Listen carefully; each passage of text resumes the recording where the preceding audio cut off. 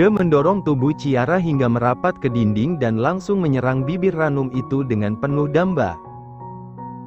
Jangan salahkan dia, karena sedari tadi dia sudah menahannya. Namun, gagal gara-gara Ciara yang terus memancing dengan melakukan hal-hal yang sulit sekali untuk dipercaya. Kamu yang memulainya, jadi jangan salahkan aku jika kita membuang waktu lebih banyak, ucap De. Dia memegang kepala Ciara dengan kedua tangannya, agar gadis itu senantiasa menengadah. Postur tubuh Ciara yang jauh di bawahnya membuat ia terus menunduk. "Om!" teriak Ciara dengan nafas tersengal, tetapi sang pria tidak peduli. De menatap Ciara dengan begitu intens, membuat gadis cantik itu jadi tersipu malu. Wajah Ciara memerah dan langsung memukul dada De dengan keras. "Om ingin membunuhku ya?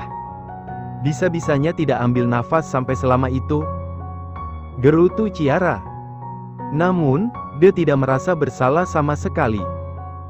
Dia terus menatap Ciara dengan tatapannya yang entahlah, gadis itu pun tidak bisa mengartikannya. "Kenapa? Bukankah kamu yang memulai? Aku hanya mengikuti apa yang menjadi kemauanmu, kucing nakal," cibir De sambil menyentil dahi Ciara. Ciara mengangkat wajah dan langsung mengusap dahinya yang terasa sakit. "Memangnya kenapa, Om tidak senang? Kalau Om tidak senang, harusnya Om menolakku. Bukankah Om memiliki dua pilihan, menolak atau menerima? Menurutmu aku harus pilih yang mana?" "Kenapa jadi tanya Cia, aku mana tahu? Harusnya kamu tahu. Bukankah kamu adalah orang yang peka?" Ciara terdiam mencoba mencerna ucapan De. Jujur saja kini dia masih merasakan bagaimana sapuan lembut dari bibir pria itu di atas bibirnya. "Aku mana tahu perasaan Om kalau Om tidak bicara. Begitupun juga aku mana tahu kalau kamu tidak bicara seperti itu." Gadis cantik dengan mata sipit itu kembali menatap mata De dengan tampang bingung. Dia mengernyit. "Maksudnya?" De menautkan kedua alisnya, tatapan tajam setajam mata pisau seperti menggores bagian tubuh Ciara.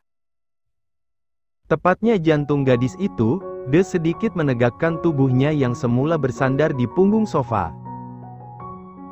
Tangannya kembali merayap di antara gerayan rambut Ciara.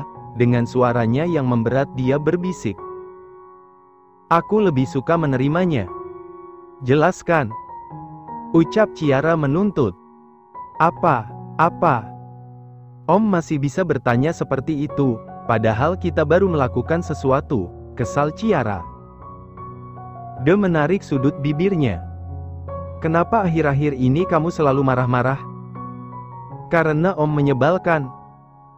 Kamu bilang ingin mengambil sesuatu yang tertinggal, kamu ingin membawanya dalam hidupmu, kamu yakin itu? Aku harus apa lagi supaya Om tidak banyak tanya dan langsung bicara pada intinya? Mudah saja, bagaimana kalau kamu saja yang tetap di sini?" Kening Ciara semakin berlipat-lipat. "Maksudnya?" De menangkup kedua sisi wajah Ciara. Dia menatap dua bola mata polos itu dengan lekat. "Jadilah istriku." Ciara tiba-tiba kesulitan bernafas mendengar ucapan De yang terdengar sangat jelas maksud dan tujuannya.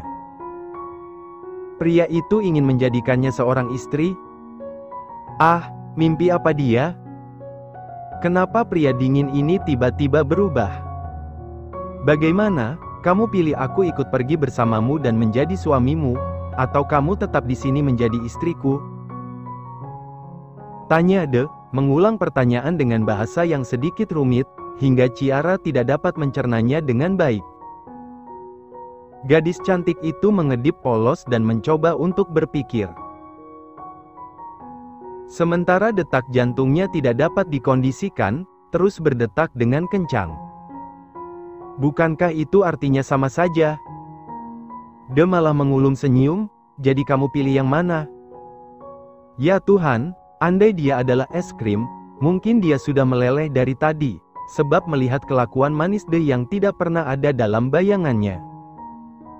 Ciara menelan ludah, Dengan gerakan yang sangat pelan dia mendekatkan wajah hingga pucuk hidung mereka beradu. Om, serius? Tentu saja, kapan aku bercanda? Kalau kamu setuju, cium aku. Senyum di bibir Ciara semakin mengembang, dua bola mata itu saling tatap dengan jarak yang sangat dekat, bahkan kini kening mereka sudah menyatu. Ciara semakin memeluk leher De erat, dan detik selanjutnya kedua bibir itu kembali bertemu. Ciara memberi jawaban yang membuat De merasa senang. Pria itu melingkarkan tangan di sepanjang pinggang ramping Ciara, sebuah sapuan yang menghasilkan gelayar kembali memenuhi Gelora Sukma. Aduh, Om, badan Cia jadi merinding nggak karuan ini, keluh Ciara dengan kepala yang mendonggak. Nikmati saja, itu namanya perkenalan setelah resmi jadian. Ayo bertemu dengan keluargaku. Ciara terlihat gugup, dia tidak pernah berpacaran, juga tidak pernah mengenal seorang pria. Bagaimana bisa saat ini dia malah ingin menikah dan menemui kedua calon mertuanya? Om, apakah harus secepat itu? Tanya Ciara terbata. Kalau tidak cepat-cepat nanti ularnya lepas kandang sebelum waktunya, memang kamu mau? De balik bertanya. Ciara refleks menelan ludah, kenapa dia malah jadi merasa gelisah? Tapi bagaimana kalau nanti ibu dan ayah Om tidak menerimaku? Aku kan terlihat seperti anak kecil, berbeda sekali dengan kakak iparmu, bahkan untuk ukuran anu saja, aku tidak ada apa-apanya, keluh Ciara seraya mengerucutkan bibir. Dia merasa banyak kekurangan, lain dengan De yang termasuk tipe pria ideal. Mommy dan Daddy tidak seperti yang ada dalam bayanganmu, mereka baik. Bahkan mereka sering menyuruhku mencari seorang kekasih, andai aku membawamu, pasti mereka akan sangat senang. Dan ingat, kamu ini masih masa pertumbuhan, aku masih bisa membesarkannya dengan caraku sendiri, jawab De meyakinkan Ciara, dia sedikit menyeringai nakal, membuat gadis itu langsung melipat kedua tangannya di depan dada. Om, mau apa? Sudahlah, sekarang lebih baik kamu ikut bersamaku, ucap De, dia meminta Ciara turun dari pangkuannya. De sedikit merapihkan pakaian, terlihat cukup kusut tetapi itu sama sekali tidak mengurangi ketampanannya. Ayo. De mengulurkan telapak tangannya ke arah Ciara. Gadis itu tersenyum lebar, merasa senang karena usahanya membawa De ke apartemen ini tidaklah sia-sia. Mereka melangkah keluar dengan bergandengan tangan.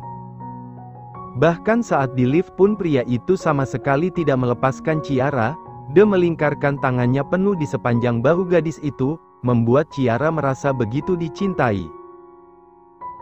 Namun, kegugupan Ciara kembali menyapa, saat mobil mewah itu sudah masuk ke halaman mansion yang tak kalah mewahnya. Ciara terkagum-kagum dengan apa yang dilihatnya. Ternyata tebakannya benar, De termasuk dalam keluarga kaya. De bukanlah dokter biasa. Kuman, ayo turun. Ajak De sambil melepaskan sabuk pengaman. Ciara tersadar saat mendengar panggilan De untuknya. Kenapa Om memanggilku Kuman? De tersenyum lebar, dia mengusap pipi Ciara yang menggelembung dan sedikit memberikan cubitan di bibir tipis itu. Kucing manis. Lagi, pipi Ciara langsung merona. Kenapa De berubah jadi tukang gombal? Dan sialnya dia malah senang. Ciara menggigit bibir bawahnya dengan senyum tertahan, dia melirik De yang sudah membuka pintu, rasanya dia ingin berjingkrak-jingkrak sekarang. Pria itu mengitari mobil dan membuka pintu untuk Ciara. Tak ingin membuat gadis itu merasa was-was, De selalu menggenggam tangan Ciara hingga masuk ke dalam mansion. Ciara hanya bisa mengekor dengan wajah yang terus celingukan, antara penasaran sekaligus kagum menjadi satu. Namun, tiba-tiba jantungnya seperti ingin lepas, begitu De menghentikan langkah dan terdengar suara seorang wanita. Sayang, kamu membawa siapa? Tanya Zoya. Dia melihat tangan De yang terus menggenggam tangan Ciara, dan tentu saja hal itu sangat mengganggu pikirannya. Ciara seperti ingin tersedak ludahnya sendiri mendengar kata sayang itu. Apakah itu ibu dari pria yang dicintainya? Cia, ayo angkat wajahmu. Bisik De tepat di telinga Ciara. Organ dalam tubuh gadis itu semakin berdetak kencang. Pelan-pelan dia mengangkat kepala hingga dapat dia lihat seorang wanita cantik yang terlihat anggun tengah menatap ke arahnya. Baru saja Ciara ingin mengulas senyum. Akan tetapi ucapan De kembali membuat dirinya mematung. Dia Ciara, calon istriku, Momi. Satu piring buah yang sudah dipotong-potong jatuh berhamburan di lantai. Terkejut. Sudah pasti, anak lelakinya yang belum pernah membawa seorang wanita pun ke rumah, kini memperkenalkan seorang gadis dengan status calon istri. Siapa yang tidak akan terperangah mendengar penggakuan De saat ini? Zoya menatap Ciara, gadis manis yang mulai menunduk. Dia sedikit menggeleng. De, bisa kamu jelaskan pada Momi? Ucap Zoya, masih belum bisa percaya. De sedikit merasa was-was dengan reaksi ibunya. Apakah Zoya akan marah karena melihat Ciara yang terlalu muda? Atau ia hanya terkejut sampai sesuatu yang ada di tangannya terlepas begitu saja? Itu sudah sangat jelas, Momi, dia Ciara, calon istri De.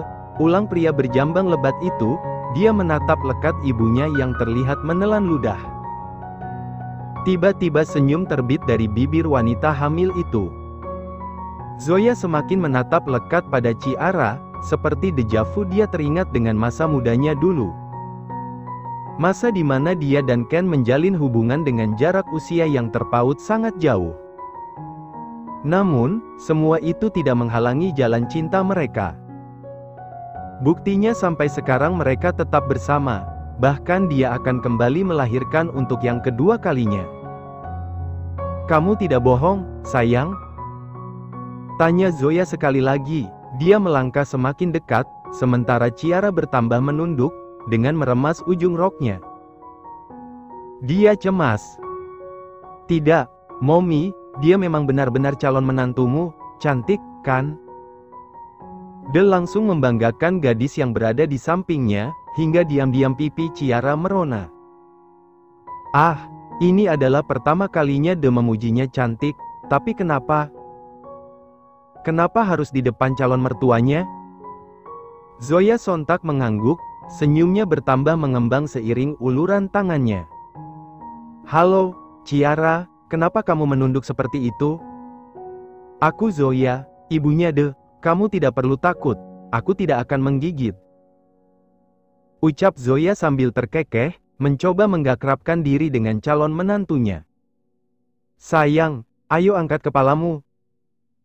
Sial, kenapa De harus bersikap semanis ini di saat dirinya merasa gugup, bahkan jantungnya sedari tadi jedak-jeduk tidak karuan. Pelan, Ciara mengangkat kepalanya, hingga dia kembali melihat wajah Zoya. Wajah yang membuatnya terkejut, sebab ibu dari pria yang dicintainya terlihat masih muda. Bahkan mungkin Zoya lebih cocok dijadikan kekasih atau seorang kakak.